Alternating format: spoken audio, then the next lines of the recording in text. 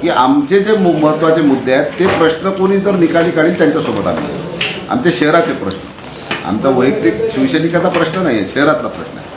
म्हणून या ठिकाणी झोननी या महानगरपालिकेचे हॉस्पिटल असले पाहिजे, झोन जेवढे झोन आहेत त्या ठिकाणी. आणि ह्या शहराला जो यांनी जिगावचा पाण्याचा प्रस्ताव जो केला आरक्षण, ते जिगावचं पाणी अत्यंत दूषित पाणी आहे, घाणेरडं पाणी आहे.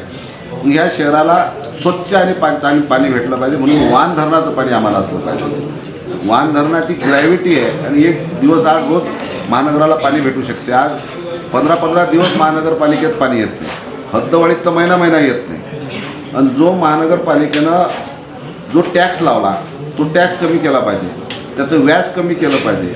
जे पाणी भेटत नाही त्याचं पाण्याचा तो कर लावून राहिले तो कर कपात झाला पाहिजे. आमचे जे हे प्रश्न आहेत महत्त्वाचे, जो हद्दवाढीत जो भ्रष्टाचार झाला 100 कोटीच्या कामाचा, त्या भ्रष्टाचाराची चौकशी झाली पाहिजे. हद्दवाढीचे 150 कोटी जे प्रलंबित आहेत ते 150 कोटी हद्दवाढीतले आले पाहिजे.